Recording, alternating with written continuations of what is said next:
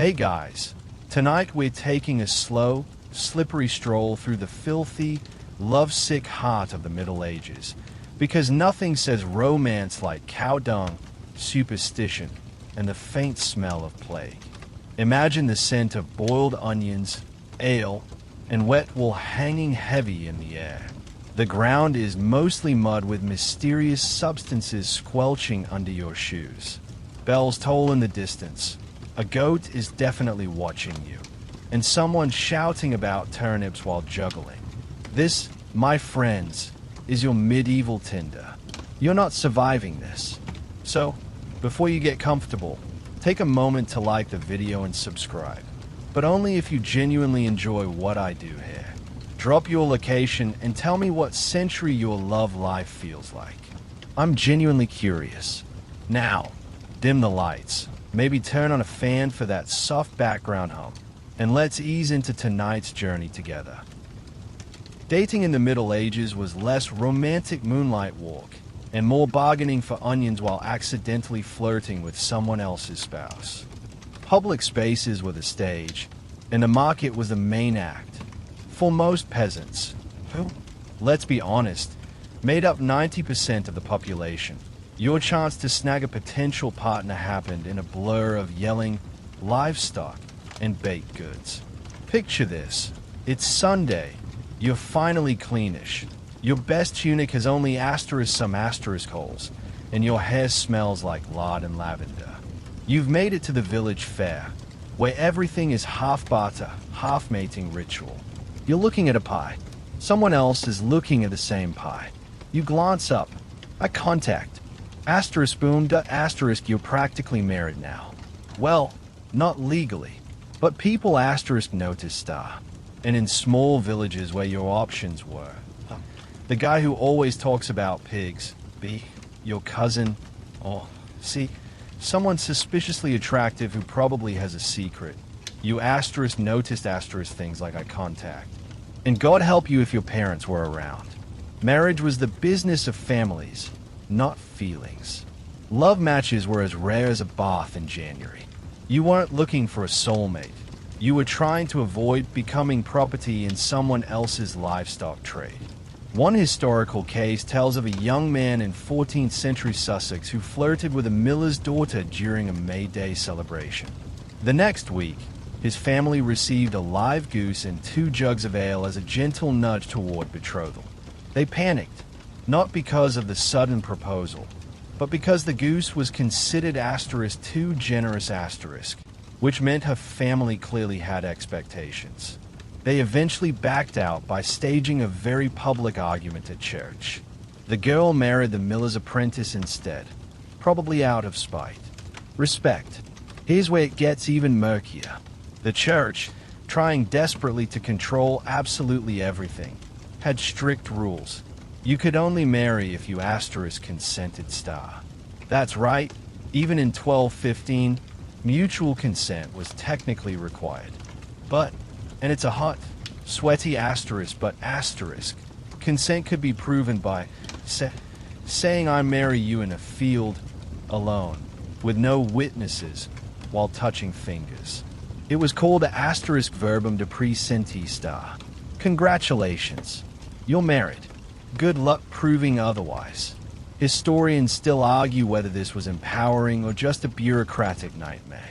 Some scholars suggest it gave women surprising leverage.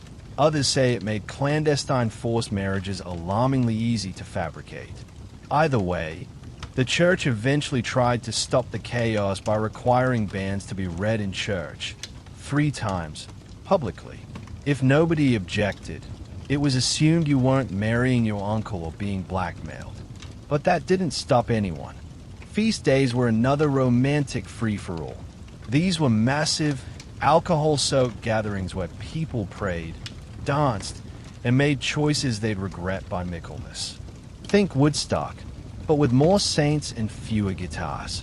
People wore their best clothes, usually borrowed, sang scandalous songs in Latin they didn't understand, and pretended to be someone else's social class just long enough to get kissed behind a tent. It's recorded in a 13th century French poem that two lovers met during a festival for Saint Denis. He thought she was a noblewoman because she wore shoes with actual soles. She thought he was a knight because he claimed to own *2 pigs. By the time they discovered they were both lying, they were already spiritually married. Again, that slippery verbal contract strikes again.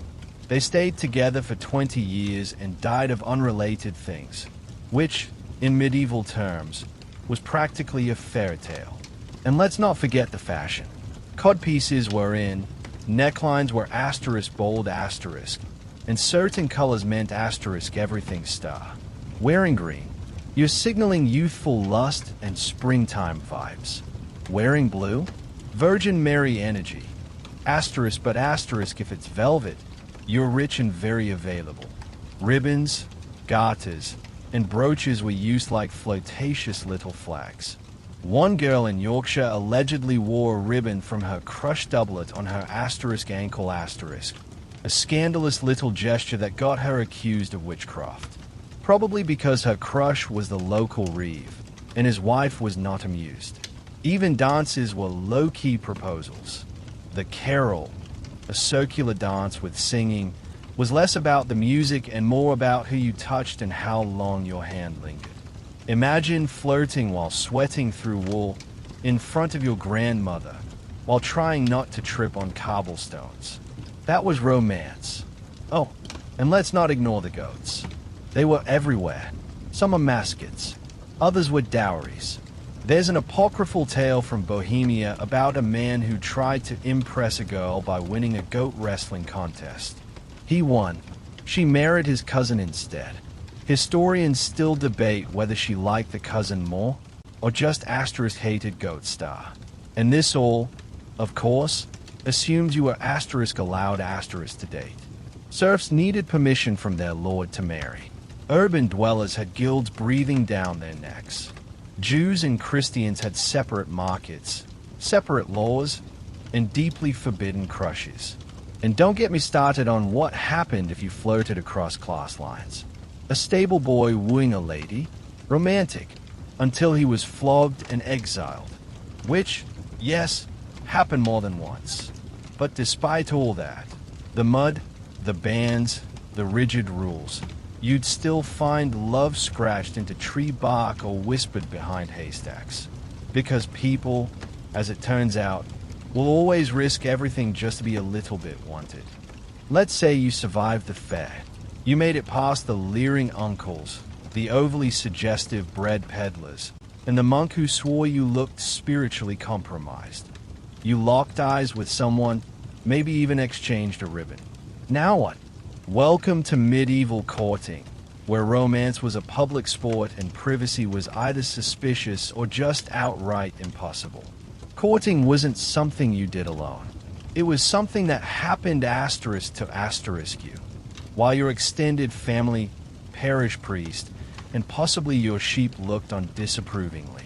And if you thought middle school dances were awkward, imagine trying to flirt while being shadowed by your crush son, who smells like pickled fish and has opinions. Chaperones were everywhere. In noble households, they were built into the architecture.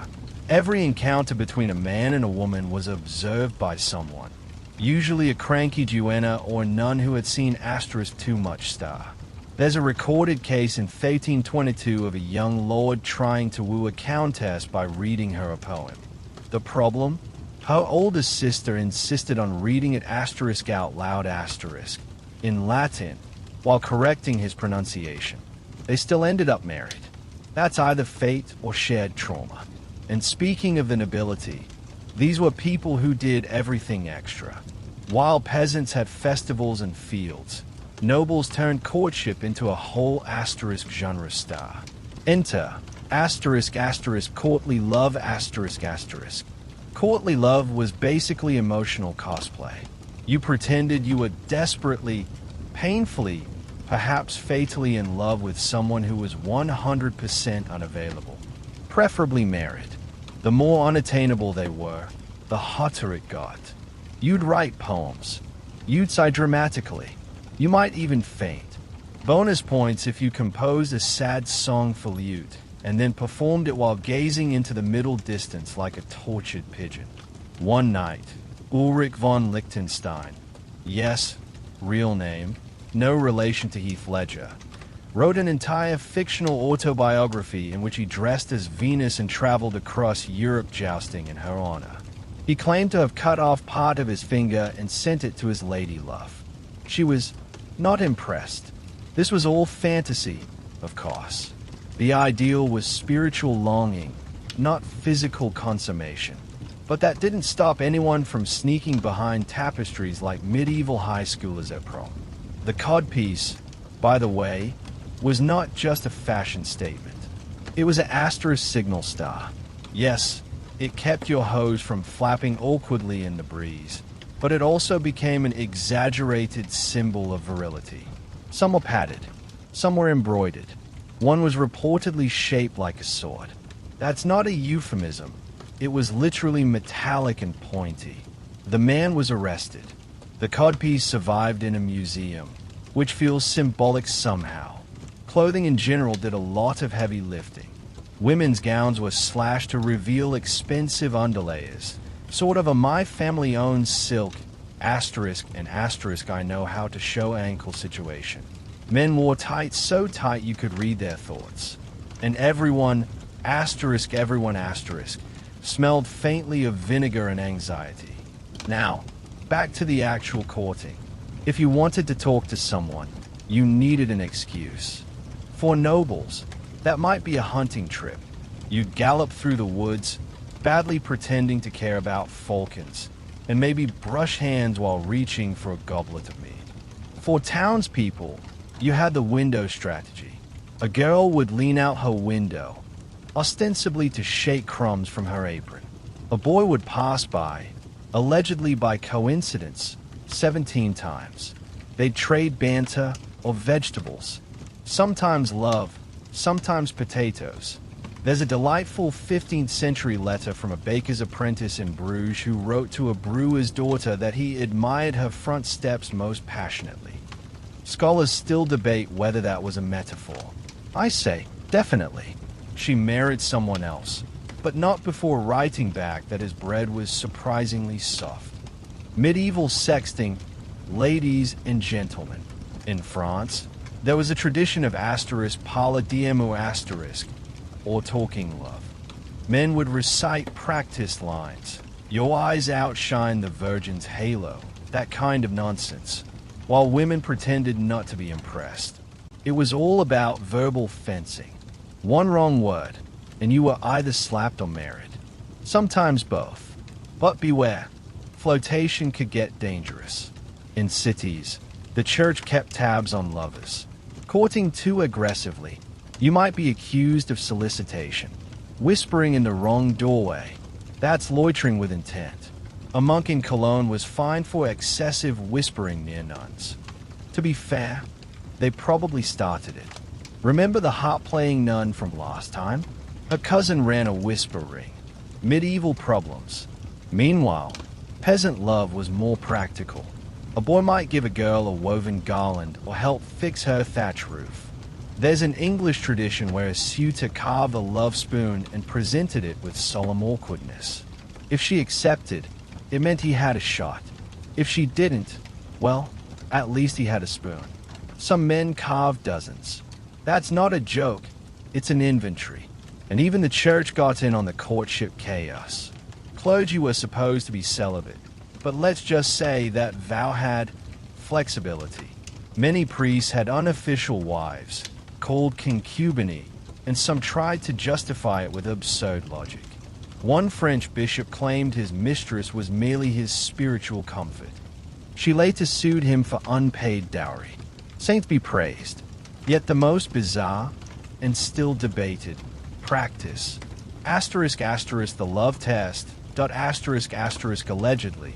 Some courts allowed women to test their suitor's love by setting absurd challenges. Fetch a rose in winter.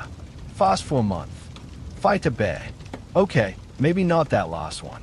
But we do know that noble women sometimes demanded poems on impossible themes, Describe my beauty as a metaphor for the apocalypse. That sort of thing. If the suitor failed, rejected. If he succeeded, married. If he died trying, tragic romance. Win-win. So you see, courtship wasn't soft. It was public, performative, and occasionally punished by law. But despite the layers of rules and rituals, the humans beneath them stayed the same. Nervous, hopeful, and probably way too sweaty. Let's be honest. Medieval dating was already a circus of awkward glances, decorative groins, and nosy relatives. But the real theater? That was the *** written word ***. Because if your body was stuck under a chaperone's watchful eye, your heart could still gallop off into the nearest inkpot. Tonight, we're peeking inside the love letters, coded verses, and court-sanctioned nonsense that made medieval romance so incredibly unhinged. Now, if you're imagining cute little notes folded into hearts, stop. This was serious business. A well-crafted love letter in the 13th century could mean the difference between marriage, scandal, or being quietly sent to a monastery for reflection. And if you were literate, dangerous, you were suddenly armed and horny. Because literacy was rare. That's the first thing to know.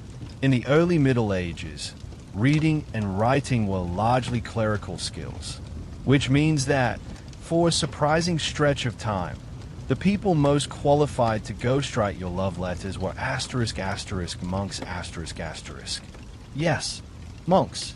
Somewhere, right now, a 12th century Benedictine is rolling his eyes and sharpening his quill because you couldn't think of a rhyme for "your bosom is my sanctuary."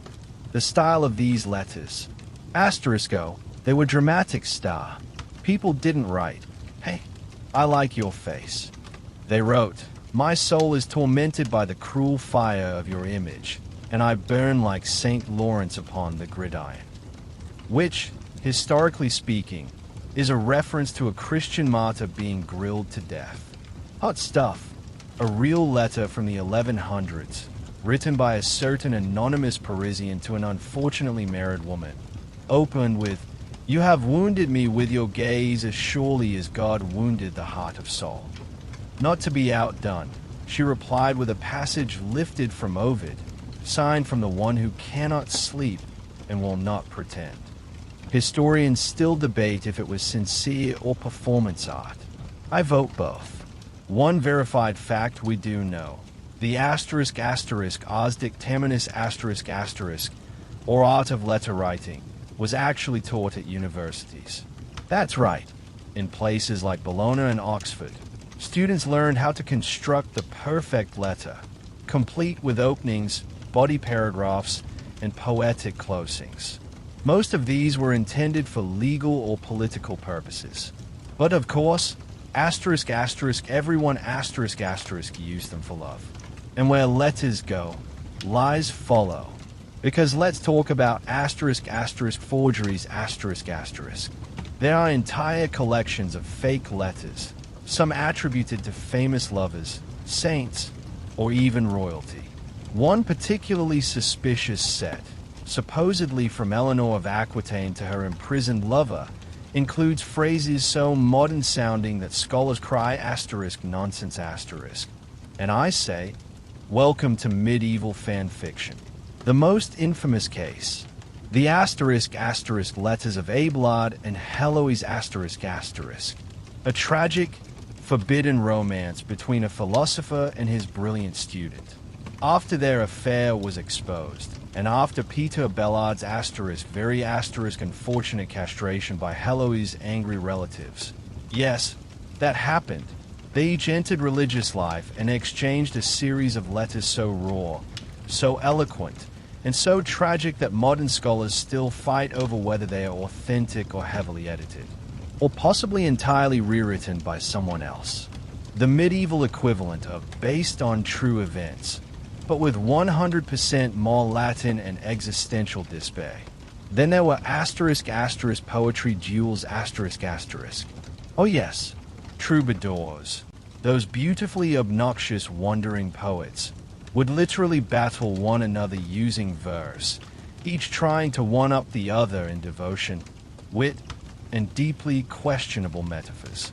One famous example involved a poet comparing his beloved's breath to the scent of crushed violets. The other responded that his lover's scent was like summer fields after battle, which, sure, romantic if you're into blood and hay. And sometimes, the poems were not so subtle attacks. If a lady rejected a knight, he might write a savant a nasty little piece accusing her of everything from arrogance to witchcraft. Nothing says you're dead to me like a rhymed hex with perfect scansion. But not everything was florid and noble. In towns and cities, the literate middle class had its own traditions.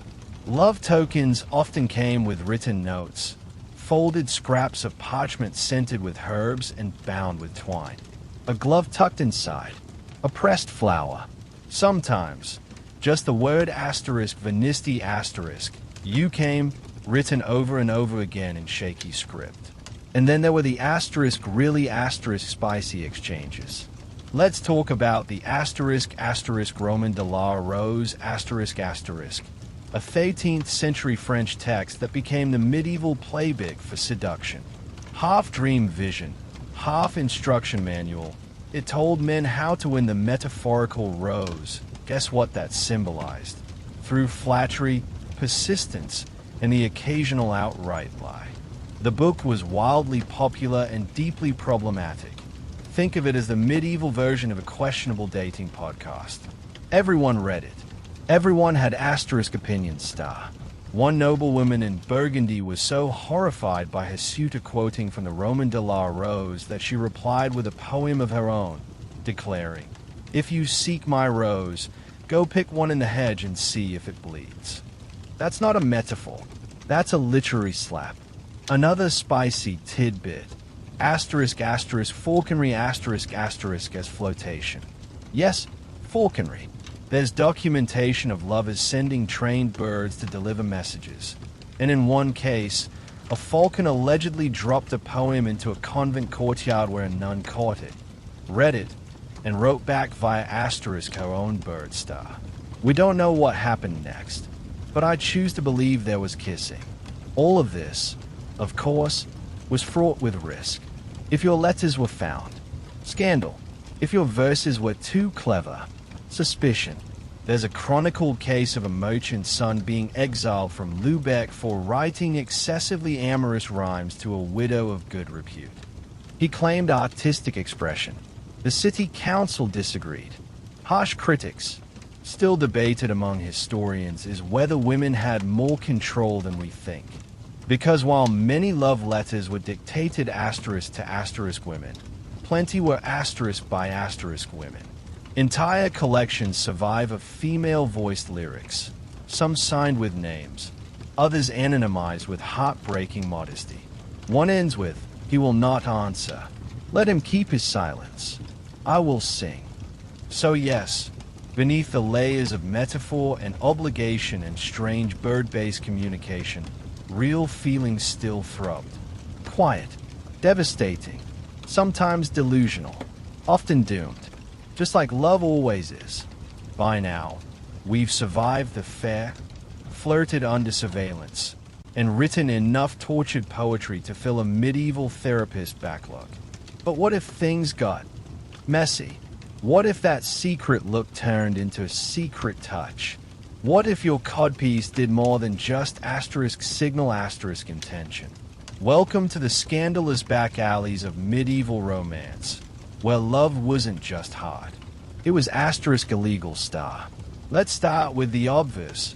Sex outside of marriage was technically a sin Emphasis on technically because if medieval people had actually followed all the church's rules on chastity, the population would have dropped faster than a monk's hemline at a wine festival.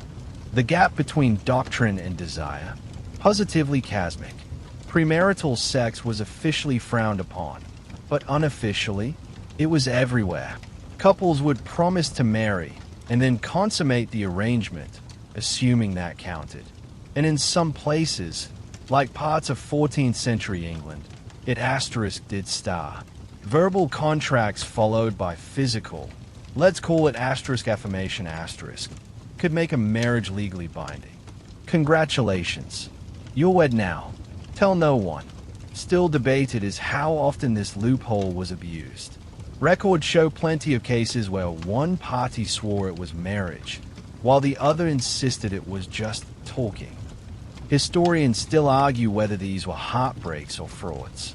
I say, probably both. Humans, you know? And when things went wrong, when secrets spilled or pregnancies appeared, then came the asterisk asterisk real scandal asterisk asterisk. Because medieval people didn't just fall in love. They asterisk fell asterisk, full body, into catastrophe. Runaway lovers weren't uncommon. One infamous case from the 1290s involved a knight who seduced a merchant's daughter during Lent. Very classy, promised to marry her, then fled with her asterisk and asterisk her dowry to Brittany. Her father offered a reward. The knight responded with a poem. She stayed with him. Bold move, Joan. Then there were the asterisk asterisk nuns asterisk asterisk. Oh, the nuns. If you think a convent was just a quiet place to pray and grow herbs, you have severely underestimated the libido of cloistered women with too much time and access to ink. Let's take the case of Sister Benedetta Coligny of Pescia. She claimed to receive divine visions in the early 17th century, rose to abbess, and, oh yes, entered into a long, intimate relationship with another nun. This was asterisk post asterisk medieval, but the records suggest this kind of thing was hardly new. Confessors in earlier centuries wrote asterisk anxiously asterisk about inappropriate closeness among sisters. One even suggested moving beds farther apart to discourage nocturnal temptation. Subtle. And let's not forget the poor monks, supposedly celibate but often romantically involved with serving women, widows, or anyone with a pulse. Some kept secret families. Others, like the delightfully honest brother Etienne of Cluny, confessed in his diary to frequent lapses in judgment, often involving cheese, drink, and the widow Margot. An icon. Clergy weren't alone. Asterisk asterisk adultery asterisk asterisk was rampant across class lines. Nobles did it. Peasants did it. Even kings did it, and then blamed the devil. Looking at you, Philip IV. But for women, the risk was brutal. A nobleman might get a fine. A woman caught cheating could be exiled, imprisoned, or even publicly shamed, stripped of her veil, paraded barefoot, and called damaged goods. Because, of course, patriarchy. Still, love found ways to thrive in the cracks. In medieval Iceland, court cases show women asterisk choosing asterisk lovers, even defending them in legal disputes. One woman, Orbjörg, took her suitor's side in a land dispute by declaring, "His sword is finer than your fields." That's either loyalty or double entendre. I hope both. And there were asterisk asterisk secret marriages asterisk asterisk, conducted without permission from families or feudal lords. One particularly juicy example. In 1318, a miller's daughter married a blacksmith in a candlelit barn, witnessed only by a cat, a drunk cousin, and the local baker. Her father sued, but the bishop upheld the marriage, citing consent and mutual affection. It's one of the earliest examples of love actually beating property law.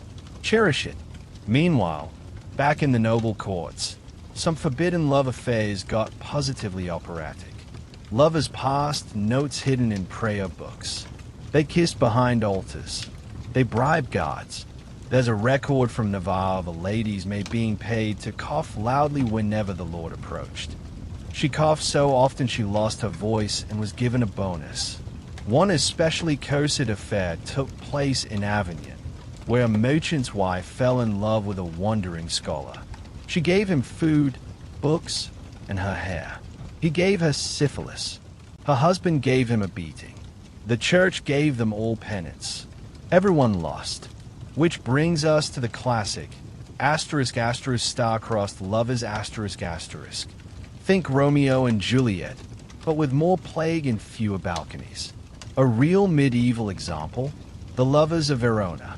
Not Shakespeare's version. Actual 14th century nobles who died in a feud between their families. Their story was so infamous that it may have inspired the bard.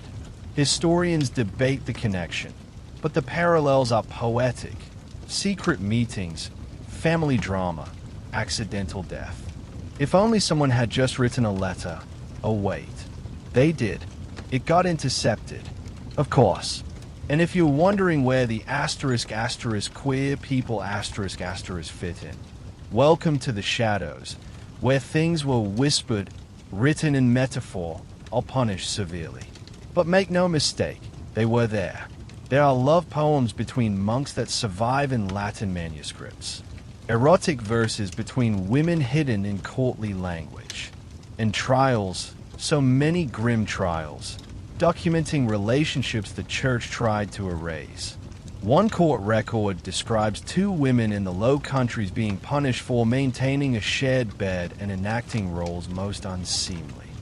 That's medieval for lesbian marriage with DIY strapo NS. Inventive, and yes, tragic. Yet even with all this repression, people kept falling, kept writing, kept loving. And the church, for all its fire and brimstone, it couldn't stop the tide. Priests were often the first to hear confessions of love. Monks copied erotic poetry alongside psalms.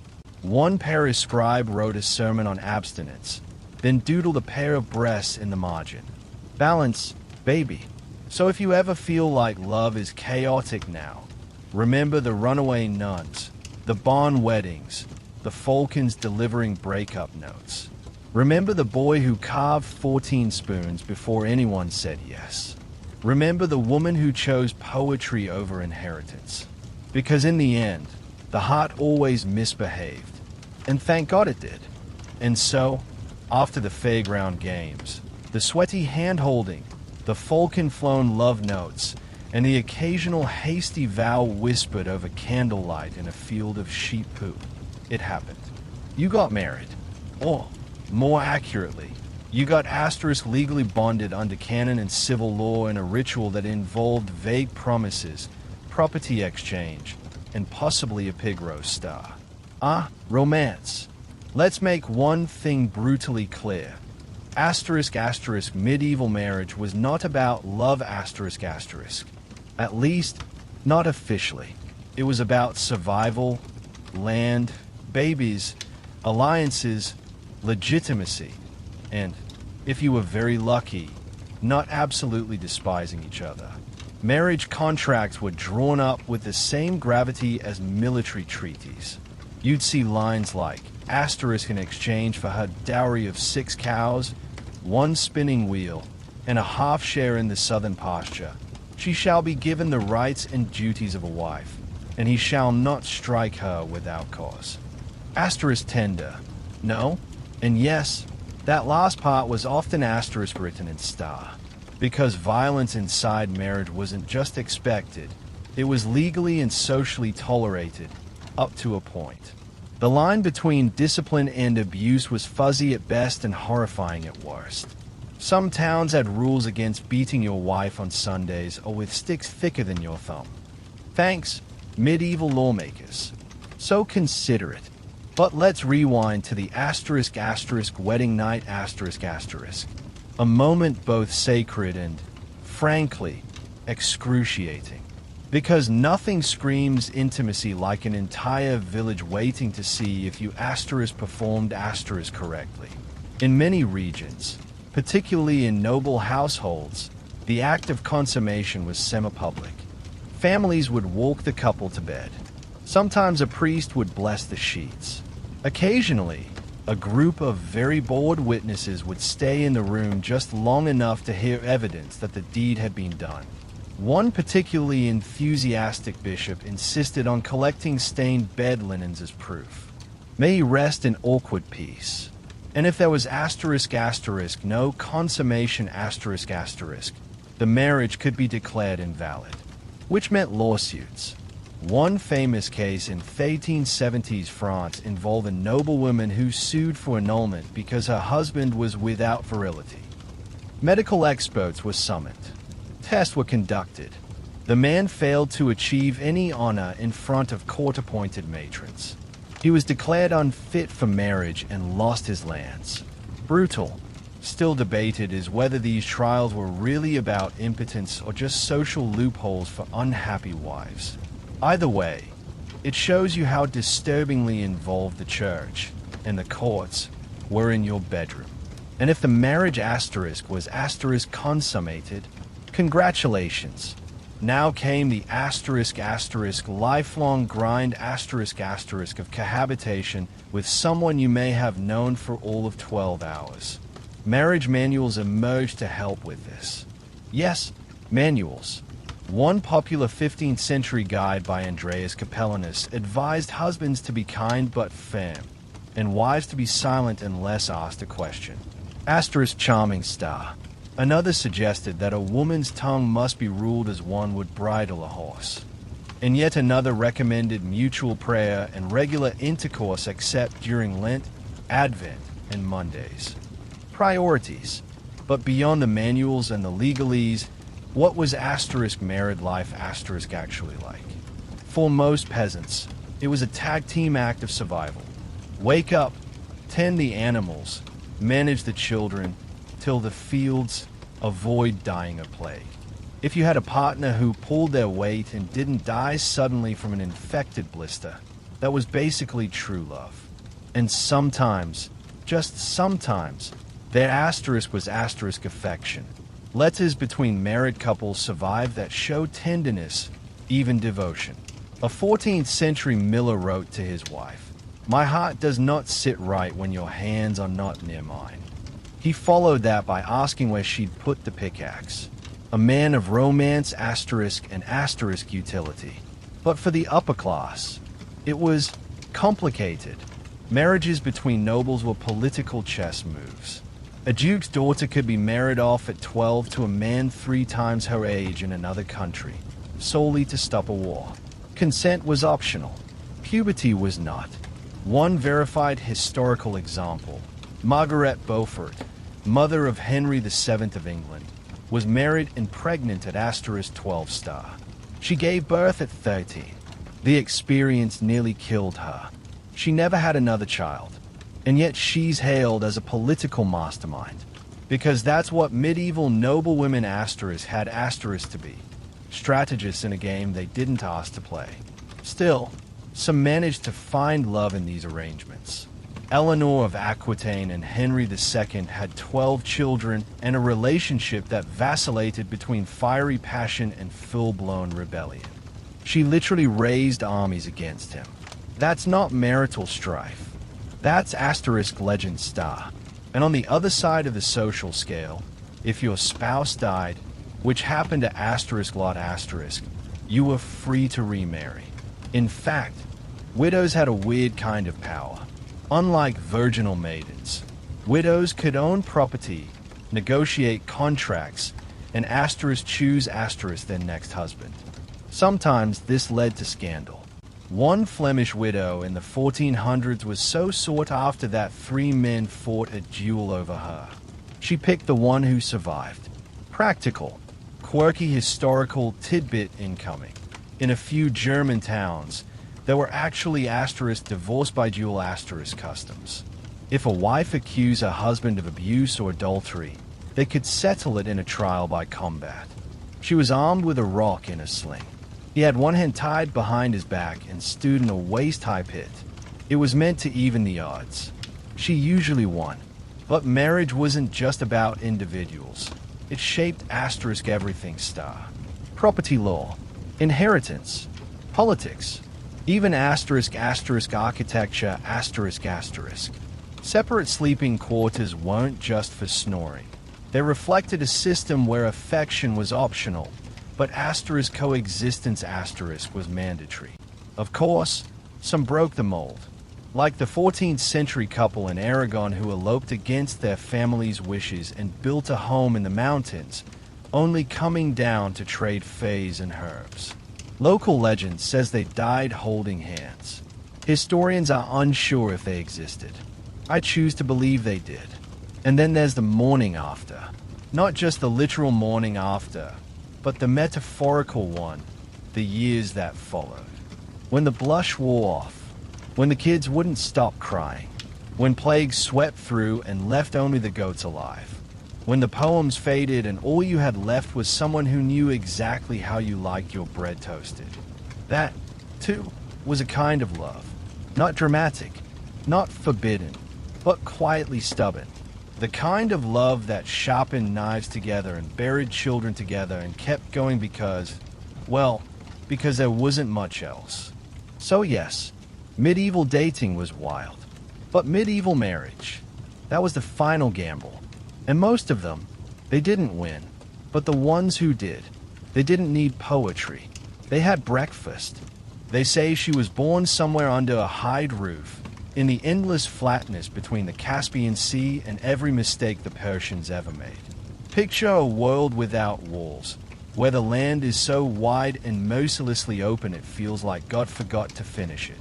That's where Tomaris first opened her eyes, likely squinting into a wind that smelled like sweat, horsehair, and ambition. The Masartai were not a people of palaces or permanent anything. They were nomads, which is a polite way of saying they moved around a lot because everything and everyone wanted to kill them.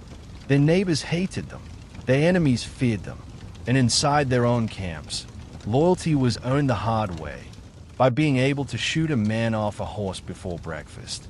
Now, if you're imagining some Disney war princess with dramatic eyeliner and a tragic violin theme, stop. This was a girl who probably learned to ride before she could walk, and by the time she could spell mercy, she'd been taught never to show it. Herodotus, our favorite historical gossip and sometime embellisher, tells us the Masaitai were distant cousins of the Scythians. Think, wild horse people with a skincare routine of sun, wind, and battle scars. They didn't worship gods the way other ancient cultures did. They looked up at the sky and called that the divine. No temples, no idols, just the sky, their swords, and the possibility of dying gloriously. And they had asterisk rules, brutal ones. Men and women wore the same clothes, fought in the same wars, and, controversially, drank the same gallons of fermented maize milk, which is exactly as disgusting as it sounds. They elderly, once too old to ride or raid, they were often slaughtered and eaten during sacred feasts. Scholars still argue whether this was literal, symbolic, or just an ancient inside joke that Herodotus misunderstood. Personally, I think it was mostly metaphor, with a touch of don't get old in the step. In this mess of rituals, raids, and questionable beverages, Tomaris was raised, and she was asterisk scene star, not just as some chieftain's daughter or the future prize in someone's political marriage, but as a warrior in her own right. The Masartai weren't big on gender roles. You could stab people regardless of your chromosomes. Convenient. Still, even in this relatively flexible chaos, she stood out. There's no birth certificate, no clay tablet with a timestamp. But everyone agrees she was formidable asterisk before asterisk she was famous. A born strategist, a better rider than most of the men, someone who didn't blink when arrows flew past her head, or, more likely, asterisk into asterisk her enemies' heads. What little we can scrape together of her early life suggests that by her teens, Tomaris was already being whispered about in the tents of rival clans. Not in the usual pretty but dangerous way. No, it was more like, if she's this good now, we're going to have a problem later. And they did, because while she may have started as a warrior's daughter, her real rise began when her husband, possibly a local king, definitely dead, left her in charge, which was both scandalous and smart, because a widow with a son and an army isn't a victim. She's an inheritance with teeth. Let's pause on that for a second. This is the 6th century BCE. Most women weren't allowed to sneeze without their husband's permission. And here comes Tomaris, riding hard, ruling harder, and building coalitions of steppe tribes that had hated each other for generations. The political landscape she navigated makes modern diplomacy look like a tea party. Every other tribe wanted her land, her horses, or her head. And Tomarus wasn't content to play defense. She out-talked the schemers, outfought the warlords, and slowly built a reputation that would echo across empires. One disputed account claims she once stopped a tribal feud by showing up uninvited to a rival's camp, drinking their fermented goat juice, and calmly stating she'd burn their horses if they didn't fall in line. Did it happen? Who knows? But would she have done it? Absolutely. The point is, Tomarus didn't just survive the steppe, she ruled it. And people noticed. One of those people was named Cyrus. As an Cyrus the Great the Persian emperor who'd already devoured half the known world and was now looking east at the sun-bleached lands beyond the Araxes River. But that comes later. For now, picture a horizon streaked with dust and sunlight. A queen sharpening her blades as winter breaks. Her people restless but loyal. Her enemies quiet, but watching. This was the calm before the storm. And Tomarus, she was already sharpening the lightning. Death in the steppe wasn't poetic. It wasn't solemn or stage-lit with harp music and lost words. It was usually ugly, inconvenient, and performed with a knife someone hadn't bothered to clean. And when Tomarus's husband died, how exactly? We'll never know. The records were less written and more lost to fire or goats. There was no funeral procession, no royal lamentation, just a battlefield, a body, and a suddenly very visible crown. And here's where things could have gone terribly, predictably wrong. She was a woman. She was a widow. She had a son who was still more teenager than warlord. Which meant, in the eyes of every opportunistic cousin and double-crossing war chief in the area, she was vulnerable, soft, about to fall like wet canvas in a windstorm. They miscalculated. Badly. Tomarus didn't throw herself on her husband's pyre or retreat into ceremonial mourning. She didn't even pause to blink. She put on her armor, probably still stained with someone else's blood, and called a council. Not to beg for support, but to remind the tribal lords that she didn't need their permission to rule. She already had the warriors, the horses, and the godless certainty that if they came for her, they'd be buried without names. There's a charmingly vague moment in the oral histories, possibly invented, possibly prophetic, where she silences a dissenting warlord by casually slicing open a wine jug and saying, "The only thing I spill at meetings is blood or alcohol. Choose." It's unverifiable. It's also very on brand. What is agreed upon is that she took the title of queen, without hesitation, and immediately began reorganizing the fractured alliances that barely held the Massachtai together. She replaced elders who questioned her with younger warriors who didn't. She elevated female generals, yes, plural, who'd been underestimated for years. And she started reshaping a nomadic culture into something more disciplined. Not soft, not settled, but coordinated. Think guerrilla warfare meets communal horse therapy. Still, ruling the Massachtai wasn't like sitting on a throne and making decrees. It was moving constantly, feeding armies from land that barely fed herds, quelling internal uprisings before breakfast and fighting off Persian scouts by lunch. Her son, Spargapizes, yes, try saying that 3 times fast, was growing into his own power. Not the brooding Hamlet type, but more like an eager lieutenant with decent aim and fatal optimism. He was raised by a woman who expected loyalty and excellence in equal measure, and he delivered until, well, that part's coming. For now, just know that Tomarus had created something dangerously rare, a functioning, decentralized, mobile kingdom where loyalty wasn't bought. It was bled for star. The kind of loyalty that makes invading generals nervous. The kind of loyalty that pisses off emperors. And oh, did it piss off Cyrus the Great? Let's talk about him for a second, shall we? Cyrus had been on a roll. He'd swallowed the Medes. He'd steamrolled Lydia.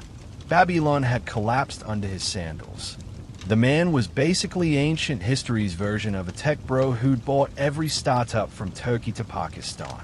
And now, his eyes were on the Masavtai, or maybe just on Tomarus.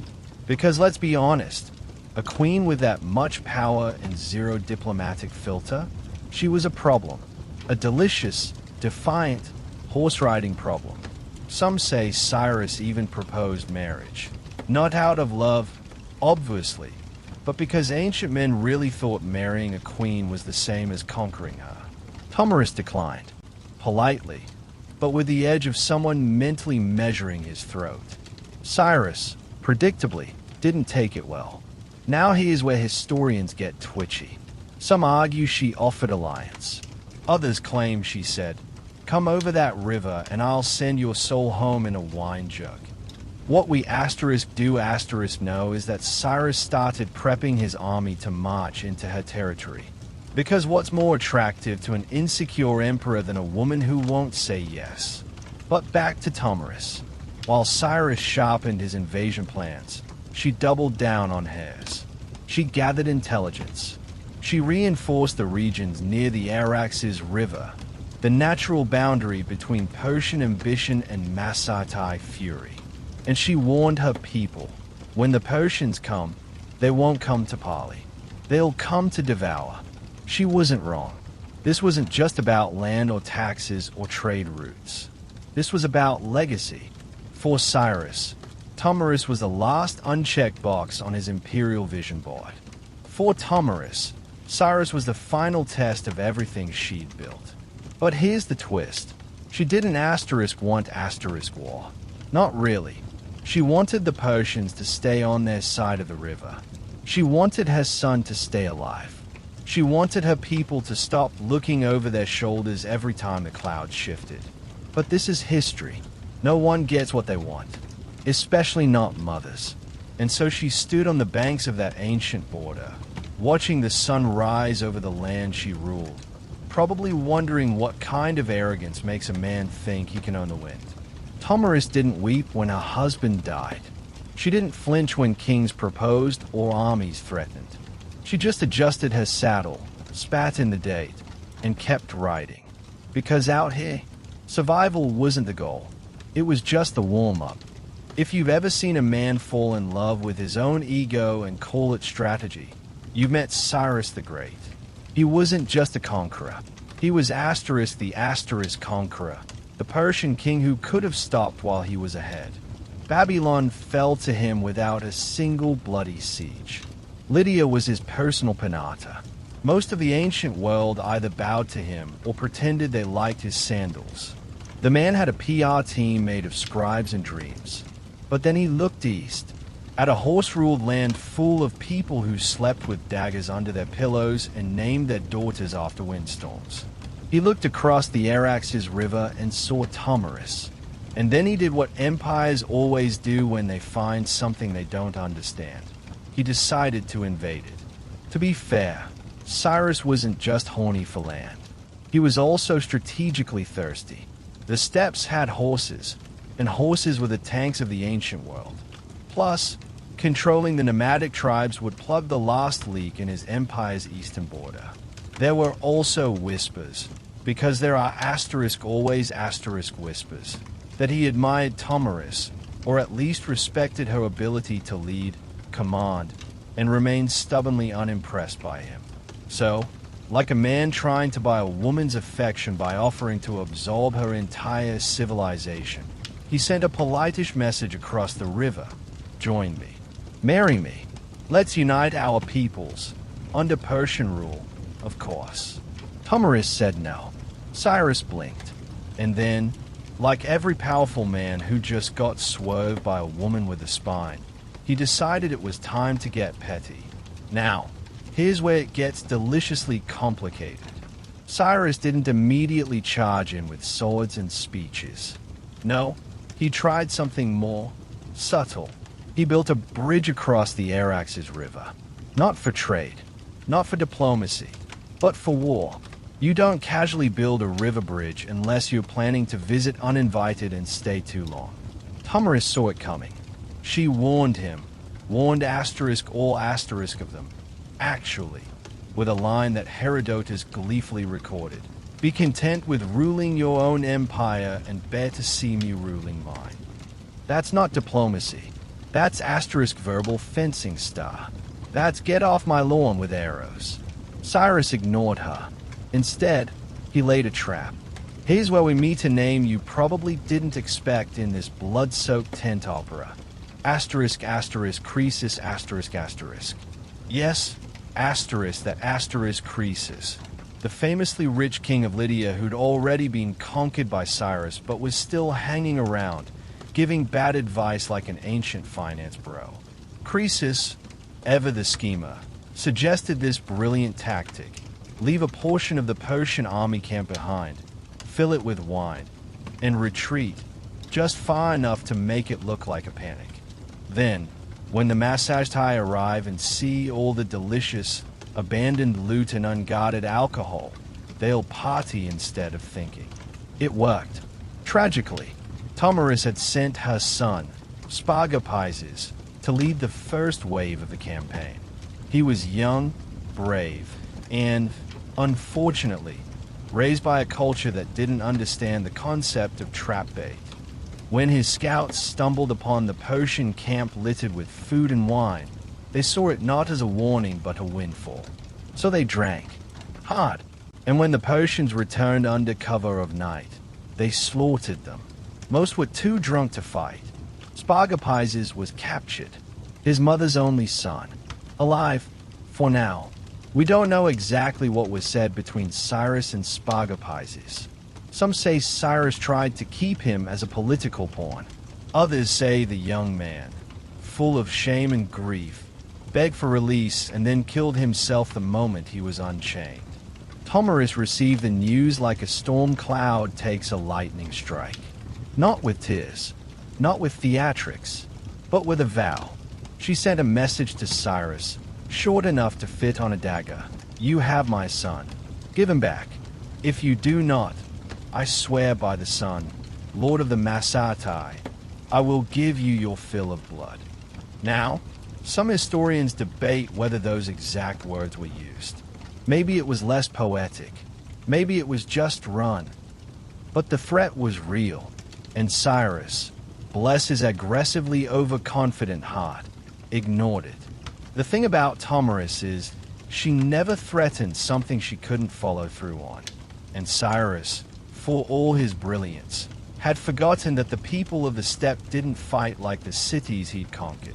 They didn't dig in. They asterisk swarmed star, and they were coming.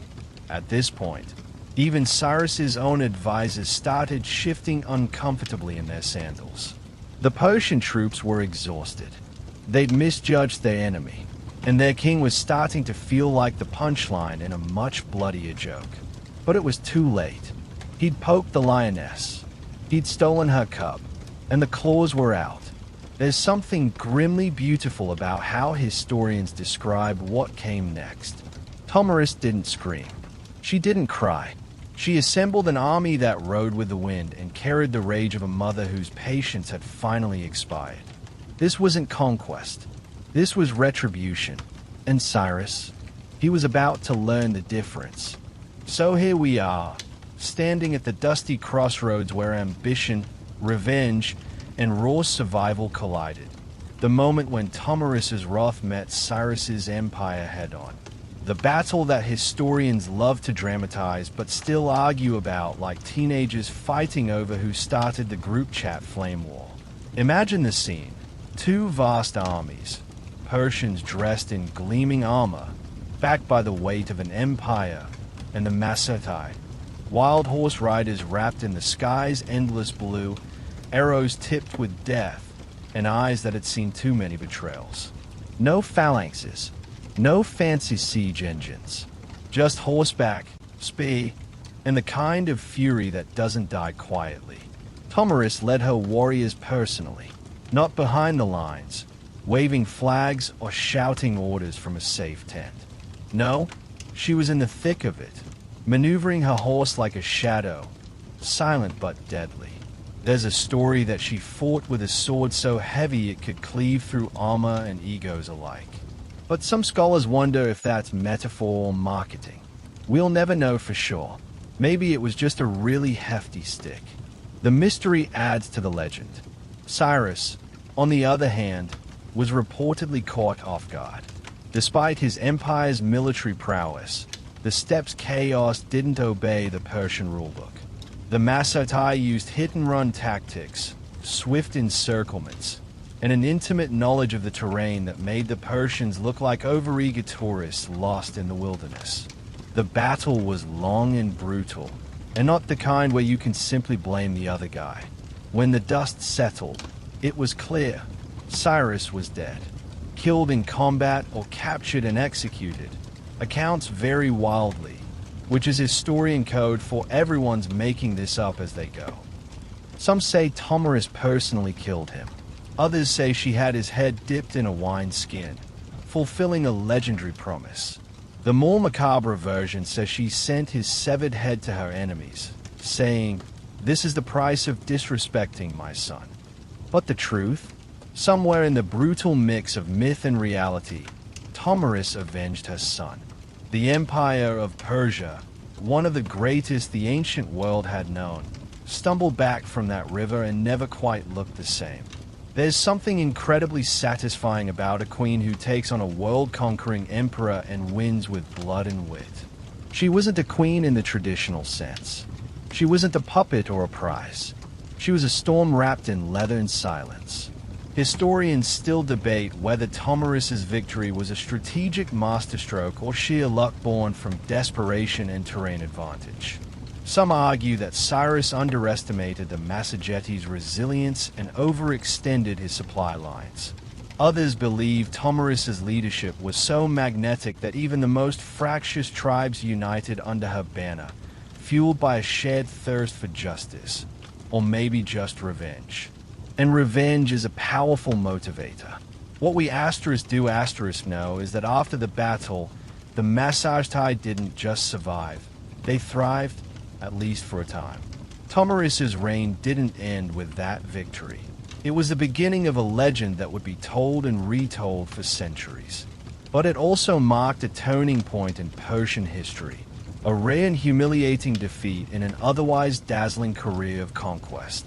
Some scholars question whether the entire battle was exaggerated, a tall tale concocted by enemies to scare future invaders or romanticize a rebellious tribe.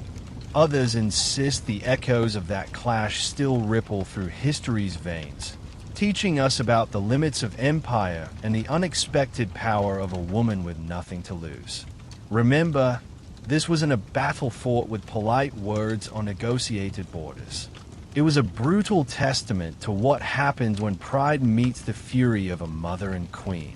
Tomarus had made his statement, and the world listened. So, the empire's giant took a dote nap, and our queen stood victorious. What happens next? You might expect a triumphal march, a crown heavier than her horse, and a kingdom carved out with gold and blood. But Tomarus, she wasn't the kind of ruler to rest on victory spoils or bask in courtly flattery.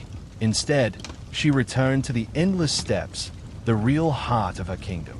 A nomadic empire isn't built on palaces or monuments. It's forged in motion, in survival, in the sharp eyes and quicker arrows of people who don't know what safety means. Tomarus's job wasn't over because she killed a king. Her job was to keep her people alive after. Her leadership style? Still debated. Some ancient accounts suggest she ruled with an iron fist, demanding obedience and crushing dissent without mercy. Others paint her as a pragmatic matriarch, guiding her tribe through shifting alliances and harsh winters with a mix of wisdom and ruthless efficiency. Possibly both.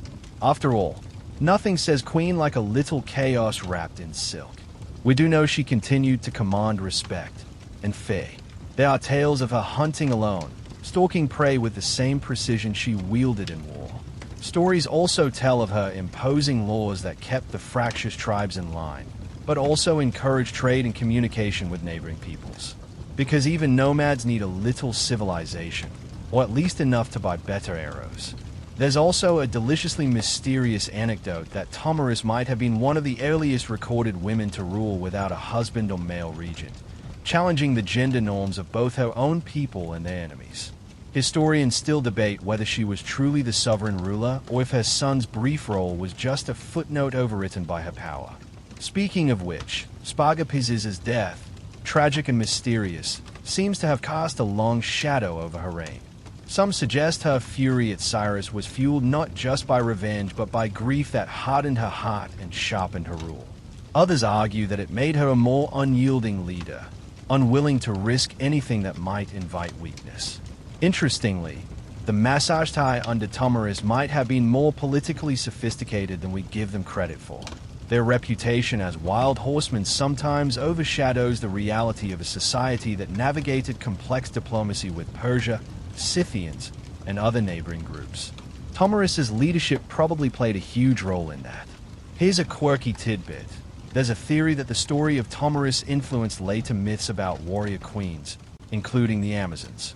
Some historians even suggest that her legend was appropriated by Greek storytellers who liked the idea of a powerful woman in a world dominated by men, but twisted her story to fit their own cultural biases. So, when you hear about fierce female warriors riding into battle, you might just be hearing Thomiris's echo. Still, like any legend, details blur. Was she truly a fearless warrior on horseback or a strategic commander guiding her forces from a tent? Did she die peacefully after decades of ruling? Or did her story end in bloodshed, another battle, or simply being swallowed by the endless steppe? It's one of those tantalizing historical maybes, a narrative gap filled by imagination and endless scholarly debate. What's not debated is the imprint she left. Thomiris wasn't just a footnote in Persian conquest. She was a symbol of resistance, a reminder that even the most powerful empires have their limits, especially when those limits come wrapped in the armor of a queen who refused to kneel. And so, the nomadic queen rides on in whispers and legends, a shadow in the sunlit grass, reminding us that sometimes the fiercest power is born not from kingdoms or crowns but from a promise made to a lost son. Alright, let's wrap this up by tracing the echoes Thomiris left behind, scattered like seeds in the wind and buried in dusty scrolls. Because legends don't just vanish. They mutate, mingle, and sometimes get rewritten by people who didn't get the memo. Thomiris vanished from the pages of direct history pretty quickly after her reign. There's no carved statue or tomb with her name. No towering monument proclaiming her victories. Instead, she's a ghost in the margins, a queen known mostly through Greek historians like Herodotus, whose biases flavored everything with a good dose of exoticism and suspicion. And here's the kicker. Some scholars argue Thomiris might not even have existed as we imagine her. Some propose she's a composite, a symbol stitched together from tales of various steppe women leaders, combined and polished by storytellers eager to paint the wild nomad queen trope. It's like historical Photoshop. Take a bit here, a bit there, throw in some royal blood, and voila, legend. But that's the beauty of legends. They survive because they speak to something real. In Thomiris's case, that something real is resistance, a fierce refusal to be dominated by empire, gender, or fate. Whether she was a single flesh and blood woman or a collective myth, her story challenged the ancient world's assumptions about power and who gets to wield it. Her legacy ripples beyond just history books, too. From medieval ballads to modern feminist reinterpretations, Thomiris has been claimed and reclaimed by voices looking for a heroine who breaks the mold. She's become a symbol of strength without apology, of leadership that doesn't bend for kings or conquerors. And what about the Massagetae? After Thomiris, their influence waned, swallowed by shifting alliances, conquests, and a relentless march of history. But their legacy, as nomadic warriors and survivors, survived in other groups. The Scythians, the Suckers, the echoes of the steppe peoples who shaped Eurasian history. Here's a scholarly puzzle to chew on.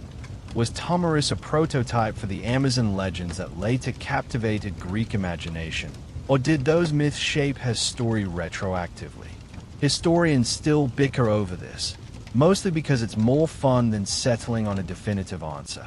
What's certain is that Tomyris's story blurred the lines between myth and reality in ways that still captivate us today.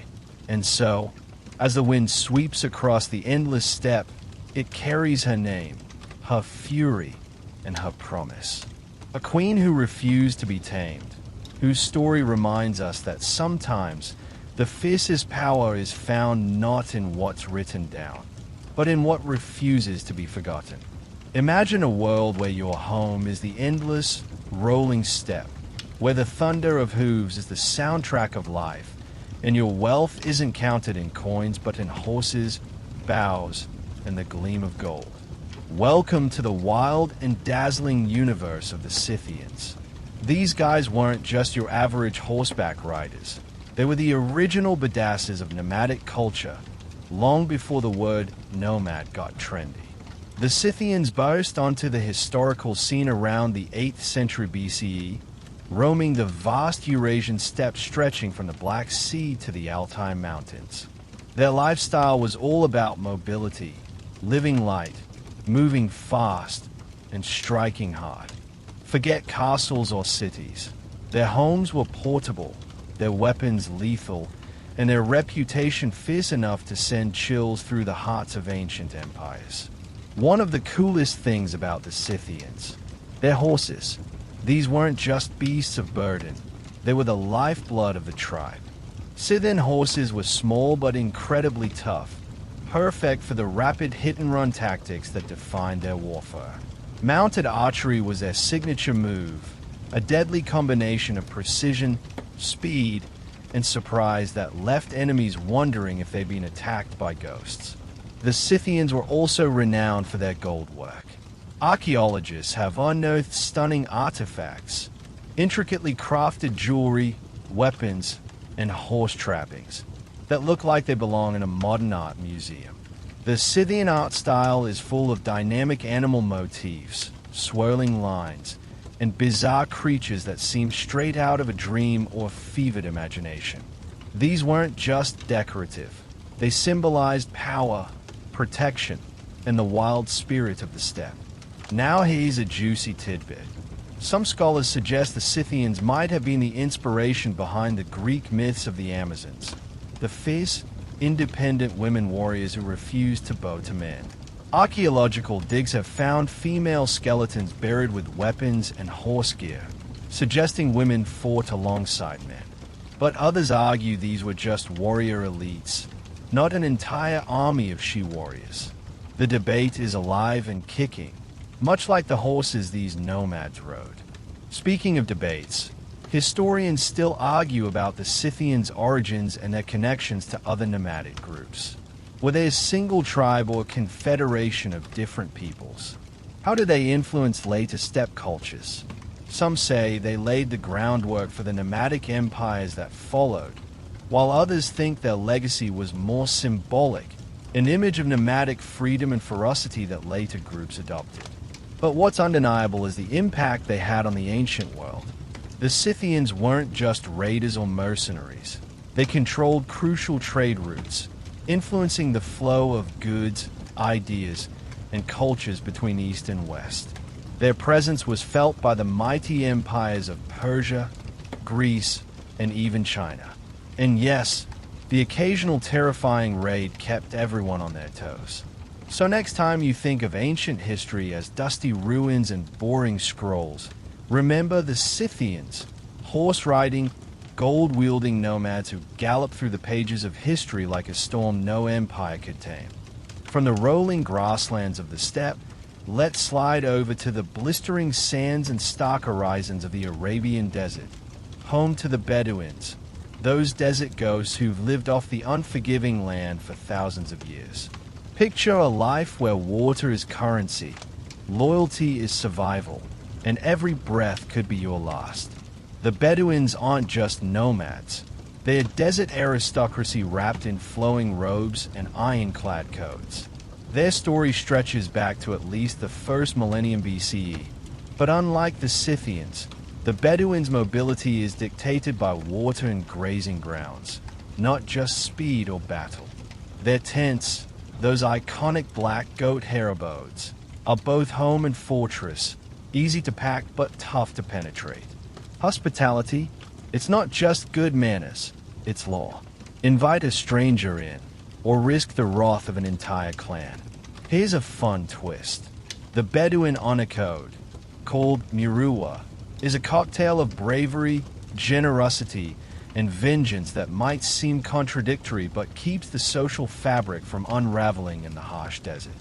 It means protect your family, avenge wrongs swiftly, but also share what little you have with those in need. It's a delicate balance, like walking barefoot over hot coals, and failing one part could get you killed, or worse, dishing it. Speaking of dishina, the Bedouins' history is full of blood feuds that stretch generations. Imagine grudges so long and bitter they make modern soap operas look tame.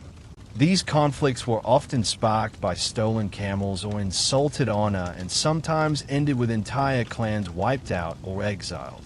Yet, when faced with external threats, say, foreign invaders or rival tribes, they'd band together, proving the desert breeds both fierce independence and grudging unity. Here's a scholarly sticky point.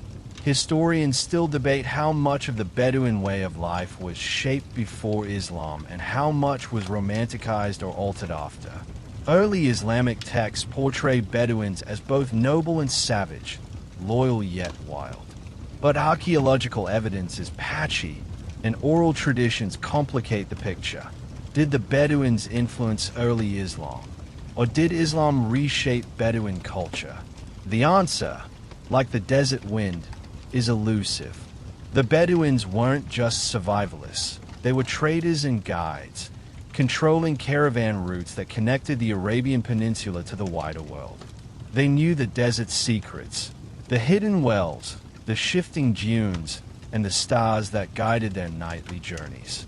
They also preserved rich oral poetry and storytelling traditions, passing down history, philosophy, and sometimes brutal gossip, all woven into verse.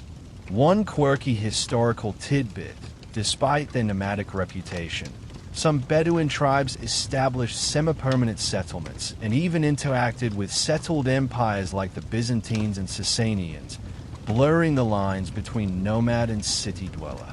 So much for the stereotype of desert hermits wandering aimlessly. In short, the Bedouins mastered survival not by conquering lands, but by mastering themselves and their code. An ancient playbook where honor is currency, hospitality is law, and the desert is both cradle and grave.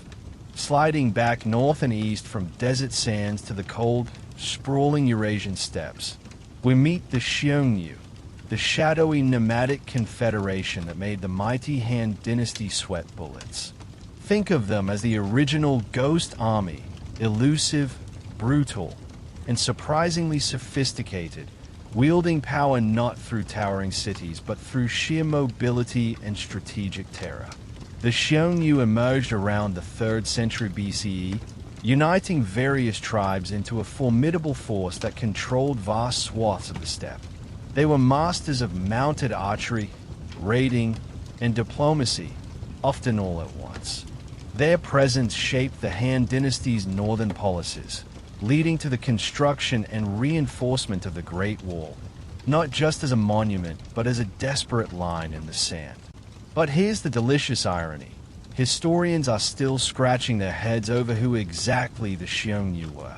Were they Proto-Mongols, Turkic tribes, or something else entirely? The lack of written records from their own side leaves us piecing together their story from Chinese chronicles, which are, unsurprisingly, biased. Some scholars argue the Xiongnu were more a political alliance than a single ethnic group, a fluid, ever-shifting coalition that thrived on chaos. Now, about their warfare tactics, they didn't just ride fast, they fought smart.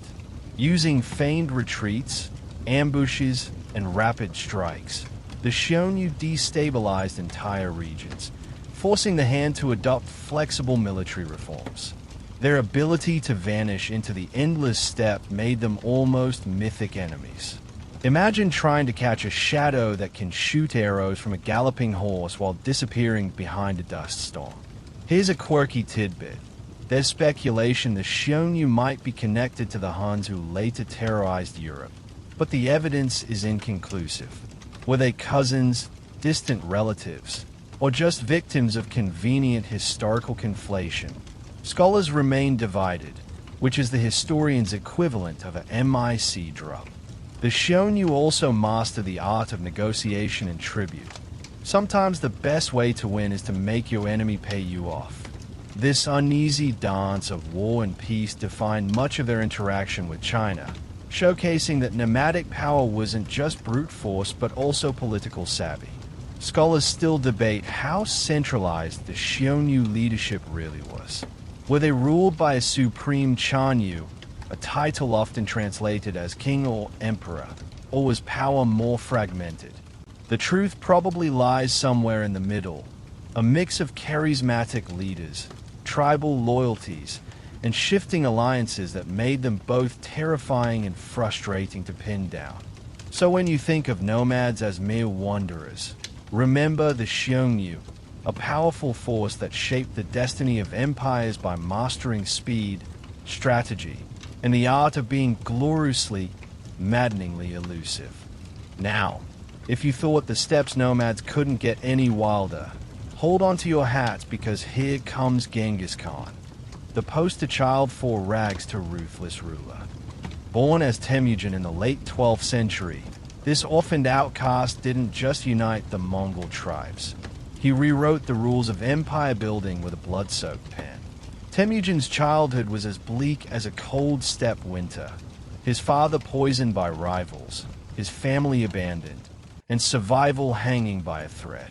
Yet, from this chaos, he forged a vision, a unified Mongol nation, ruthless in war but surprisingly pragmatic in governance. His rise wasn't just about brute force. It was about loyalty, discipline, and an obsession with meritocracy that rattled the aristocrats of his time. The Mongols' military tactics under Genghis were legendary. Light cavalry moving with terrifying speed, using composite bows that could pierce armor, and deploying psychological warfare that often made enemies surrender before a single arrow flew. But Genghis was no mere warlord. He codified laws, established communication networks, think ancient Pony Express, and fostered trade routes that turned the Silk Road into a booming artery of culture and commerce. One of the most fascinating and debated aspects of Genghis Khan's reign is his relationship with shamanism and religion. He was a staunch believer in Tungri, the sky god, and consulted shamans regularly. Yet, he was also surprisingly tolerant of other faiths, employing diplomats and advisors from diverse backgrounds. Was this religious pragmatism genuine belief or a clever political move? Scholars can't agree, which makes the man even more enigmatic. Here's a quirky tidbit. Despite their fearsome reputation, Mongols were meticulous record keepers. The Secret History of the Mongols, written shortly after Genghis's death, reads like a dramatic biography and provides a rare insider's glimpse into the tumultuous world of Mongol politics and warfare. It's part legend, part propaganda, and part family drama. Imagine Game of Thrones, but with more horses and fewer dragons. And don't forget the female players.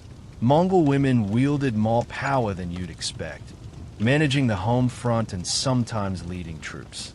But we'll get to those fierce ladies soon enough. Genghis Khan's death left a complicated legacy, a sprawling empire divided among his sons, with later rulers both expanding and fracturing his vision.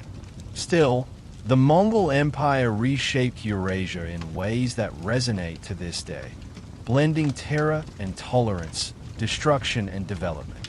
So when you think of the Mongols, don't just picture savages with swords. Think of a complex society where magic, madness, and method merged into a force that changed the world forever. If you've been paying attention, you know the nomads didn't exactly hand power over to men on a silver platter. The women of the steppe were something else: leaders, warriors, tacticians, and keepers of secrets, quietly bending history's course with a sideways glance and a bow at the ready. Take the legendary Tamaris, queen of the Maasai. She wasn't just a ruler. She was a force of nature who faced down Cyrus the Great himself. When Cyrus tried to woo her with false promises, she saw right through him. And when he overstepped, she gave him a fate involving a river, a sack of blood, and poetic justice that still echoes in history textbooks and whispered legends. Nomadic women didn't just inspire legends. They commanded armies and managed the sprawling nomadic clans. They were masters of horsemanship, archery, and diplomacy. Unlike many settled societies where women were relegated to the shadows, on the steppe, their roles were fluid, fierce, and vital. When men went off to raid or negotiate, women ran the show, overseeing herds, organizing defenses, and sometimes leading charges that would make modern generals sweat. There's also that quirky archaeological tidbit. Graves of female warriors buried with full military gear have been uncovered across Eurasia, including the Scythians and later Sarmatians, challenging the idea that steppe warfare was a boys-only club.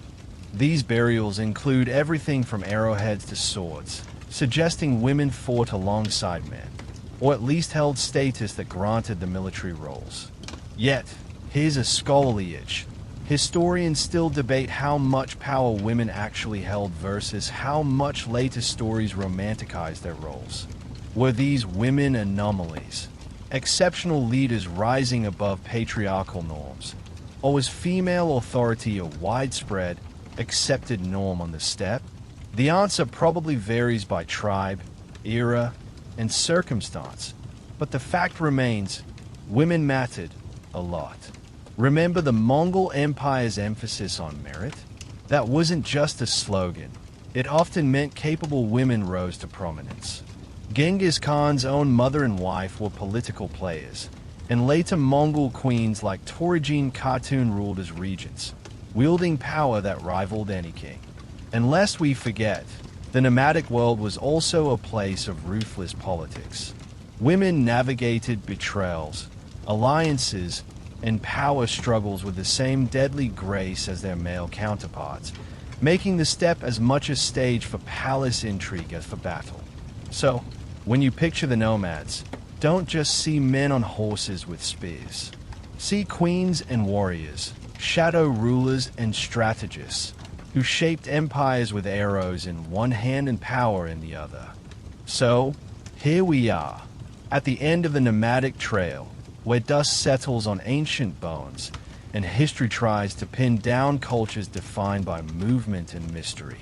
The nomads, Scythians, Bedouins, Xiongnu, Mongols, and their fierce sisters, left behind no sprawling cities or towering statues, yet their influence echoes in ways both subtle and seismic. Their legacy is a paradox. Civilizations built walls to keep them out, yet those same empires borrowed their cavalry tactics, their political models, and even their cultural practices.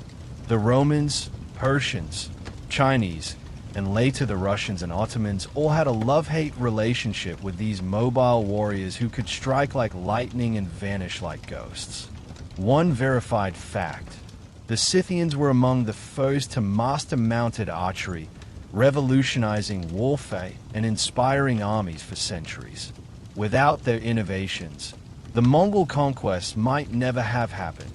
Yet, much about these nomads remains tantalizingly unknown, partly because their histories were written by outsiders, and partly because their lifestyle defied the static records that historians prefer. Their art, like those haunting gold animal motifs, speaks in riddles.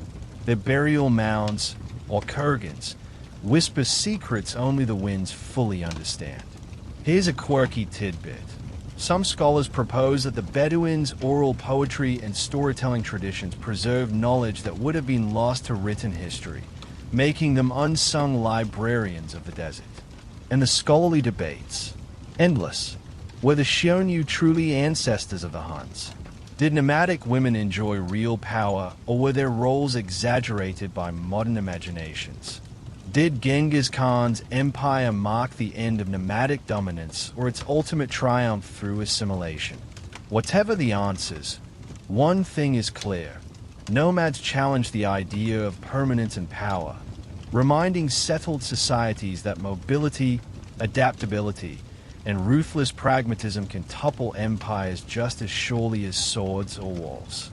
So next time you picture history's great conquerors, don't just imagine kings on thrones. Picture riders in the wind, ghosts of the steppe and desert, whose stories slip through the cracks but whose shadows stretch across centuries. Let's rewind to the mid-19th century, when America was still figuring out how to stretch itself from a series of muddy frontier towns to a sprawling continental power. Imagine a place where crossing the country wasn't a cozy train ride, but a months-long ordeal filled with rattlesnake bites, wagon wheel disasters, and a generous helping of despair. The dream? A railroad that would stitch the Atlantic to the Pacific like a seamstress on a caffeine high. The Transcontinental Railroad wasn't just a transportation project. It was the wild idea of the century, a dare to conquer geography, politics, and sheer human stubbornness. It kicked off with the Pacific Railway Act of 1862, signed by Abraham Lincoln himself, who probably didn't realize he was giving future historians a binge-worthy soap opera. On one side, you had the Central Pacific Railroad, grinding out rails eastward from California, backed by the Big Four, ruthless tycoons with pockets as deep as the Sierra Nevada atoll. On the other, the Union Pacific pushed westward from Nebraska, funded by a government eager to stitch up a fractured nation after the Civil War. Both sides were racing, literally, to claim glory, money, and a bit of immortality. But the whole idea was absurd on paper, building thousands of miles of iron rails through mountain ranges, deserts, and hostile lands. It was a testament to human hubris and, let's be honest, a total nightmare waiting to happen. Surveyors, engineers, and financiers bickered while the landscape mocked their efforts with snowstorms and landslides. A verified fact, the railroad cut travel time across the U.S. from months to about a week. Yes, you read that right. A journey that once swallowed fortunes and sanity was soon reduced to a fast, sweaty, somewhat terrifying train ride. Now, a quirky tidbit. The Big Four weren't just business moguls. They were rumored to throw wild parties and bribe officials with gusto. Some say their influence shaped the railroad's route more than geography did. Makes you wonder if the rail really went where the tracks were laid or where the wine flowed. And here's a scholarly debate that keeps professors entertained. Was the Transcontinental Railroad a heroic unifier or an exploitative monster? Some argue it was the backbone of modern America. Others say it sped up the destruction of indigenous cultures and set a precedent for corporate greed. Spoiler, both are true, which makes history deliciously complicated. So, as rails began to snake across the continent, America held its breath. Whether for hope, profit, or sheer survival, no one was quite sure. / word count, 1092. Awaiting continue. Here's where the glamour of the iron rails dissolves into the dust and sweat of the men, mostly immigrants, who literally laid the foundation of modern America. If you thought the Transcontinental Railroad was built by genteel engineers in bowler hats, think again. This was backbreaking labor done by people who are often invisible to the historians and tycoons celebrating the project. The Central Pacific leaned heavily on Chinese workers, who crossed the Pacific with hopes of striking it rich, or at least sending money back home. These men faced brutal discrimination, terrible working conditions, and a paycheck that barely reflected their contribution. They blasted tunnels through the granite of the Sierra Nevada with primitive explosives, risking death every day. Landslides, avalanches, and accidents were as common as gossip at campfires, and fatalities were alarmingly high. Meanwhile, the Union Pacific's workforce was a ragtag army of Irish immigrants, Civil War veterans, freed slaves, and even some Native Americans. Imagine being handed a pickaxe or a dynamite charge after years of war, only to sign up for more suffering in the name of progress. Their camps were rife with disease, crime, and despair, far from the glory promised in the papers. One verified fact that's hard to swallow: at least 1,200 workers died during construction, many buried in unmarked graves along the tracks they built. Some estimates say the real number is much higher because corporate records like to pretend accidents were unrelated. Now, here's a quirky tidbit for you. The Chinese workers had a nickname for their bosses, big-eared devils, which, considering the Big Four's reputation, might not be too far off. Despite the abuse, Chinese crews were often more productive and disciplined than their counterparts, earning grudging respect from supervisors. But here's the academic rub. Historians still debate how much recognition Chinese laborers truly received during and after construction. Official ceremonies barely mentioned them, and their contributions were often erased from the grand narrative for decades. It wasn't until much later that their role gained the spotlight, challenging the American myth of rugged individualism with a story of collective endurance. Laborers on the edge, literally and metaphorically, were the unsung backbone of the railroad, their toil buried beneath the shiny steel tracks and celebratory speeches. Remember that when you marvel at the trains whistle blowing across the plains. Now, hold on to your hats because this is where things get messy, dramatic, and downright cutthroat. Think less genteel progress, more Wild West with locomotives. The two railroad companies, Central Pacific and Union Pacific, weren't just building tracks. They were locked in a brutal contest fueled by greed, politics, and a thirst for bragging rights that would make even reality TV producers blush. Picture this: men on horseback charging ahead of the rails to sabotage the other side's way, bribery scandals flying like sparks from a blacksmith's forge, and engineers pushing crews to break records in impossible weather. The race was less about connecting the coasts and more about cashing in on government land grants and subsidies that ballooned with every mile of track laid. The Central Pacific tackled the Sierra Nevada's unforgiving terrain by inventing new methods to blast tunnels through solid granite. Talk about persistence and dynamite, literally.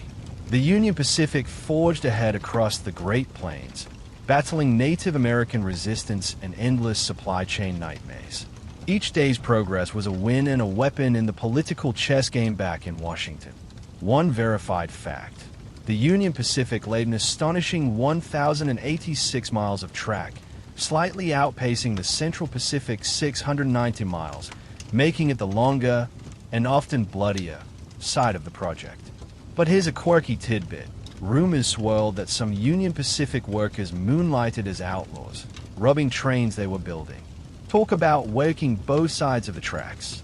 Still, scholars argue over how much sabotage and foul play actually occurred versus how much is exaggerated folklore. Did the companies really send hit squad to slow each other down? Or is this just the Wild West legend growing bigger with every retelling? Probably a bit of both.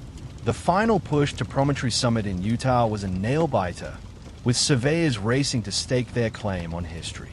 Spoiler alert, the race ended not with a knockout, but with a ceremonial handshake and a golden spike hammered into place. Though even that story has its own layers of gloss and grit. So, while the trains inched closer, so did the nation's expectations and illusions about what this iron ribbon really meant. So, the big day, May 10th, 1869, Promontory Summit, Utah Territory, where a shiny golden spike was hammered into the final tie, supposedly symbolizing the miraculous uniting of America coast to coast. Cue the brass band, the dignitaries, and the photographers jockeying for the perfect shot. If you've seen the famous photo, two locomotives nose to nose, men grinning like they just landed on the moon, You know, the iconic image that's been etched into the American psyche. But, as with all things too good to be true, there's a delicious underbelly of contradiction beneath the pageantry. For starters, the ceremony wasn't actually held at the geographical midpoint of the railroad, nor was the spike the final piece of rail laid. Several more miles were added afterward. The event was more a publicity stunt than a genuine finish line. The golden spike itself was an absurdly ornate piece of hardware, inlaid with precious metals and gems, hammered in with a silver hammer. Then, in a gesture dripping with symbolism, the hammer missed on the first strike, a little too perfect for photographers to resist. After the final tap, telegraph operators in New York and San Francisco tapped out the famous message, "Done." Here's a verified fact. The telegraph messages sent from Promontory Summit were among the first instant communications linking the coasts, revolutionizing information exchange as much as transport. Now for a quirky tidbit. Some accounts suggest the golden spike was stolen soon after the ceremony and has since disappeared, possibly melted down for its gold. A real-life mystery wrapped in railroad lore. In the scholarly debate, historians still argue whether the ceremony represented true national unity or a hollow spectacle masking ongoing racial tensions, labor exploitation, and the brutal displacement of Native Americans. Remember, this railroad's completion accelerated the destruction of indigenous lands and cultures, a grim counterpoint to the progress celebrated that day. So, while the ceremony gave America a neat narrative of unity and triumph, the real story was messier, darker, and far more complicated, like most great American myths. All right, the dust has settled on those iron rails, the golden spike hammered in, and the celebrations faded. But the real story was just getting started. The Transcontinental Railroad didn't just zip trains across the continent. It reshaped America's social, economic, and environmental landscape in ways that still echo today. First, it's easy to forget that this steel serpent spared the destruction of countless Native American cultures. Reservations tightened, buffalo herds vanished, and tribal lands were carved up like Thanksgiving turkey. The railroad was both a physical and symbolic invasion, ushering in waves of settlers who rarely paused to consider who lived there first. Historians still argue whether the railroad was the death knell for the Plains tribes or just the most visible blow in a long series of betrayals. Economically, the railroad fueled America's industrial boom, transforming sleepy towns into booming cities overnight. It created jobs, markets, and wealth, mostly for investors, of course, while laborious remained a replaceable, often ignored, workforce. The Big Four morphed into tycoons who would shape capitalism's future face, leaving a legacy of corporate power that still sparks debate over monopolies and regulation. Here's a quirky tidbit. To celebrate the railroad's completion, some towns held Golden Spike festivals, where locals would reenact the ceremony with varying degrees of historical accuracy and, occasionally, drunken chaos. One such event reportedly included a pie-eating contest judged by a steam engine. As for technology, the railroad revolutionized travel and communication, shrinking the vast continent into a more connected, if not always harmonious, whole. It birthed new industries and even influenced time itself, with standardized time zones born out of the need for railroad schedules, forever changing how humans perceive their day. Still debated, was the Transcontinental Railroad America's greatest unifier or its most divisive project? Some say it bridged gaps, others argue it deepened inequalities and hastened environmental destruction. The truth probably lounges somewhere in between, nursing a whiskey.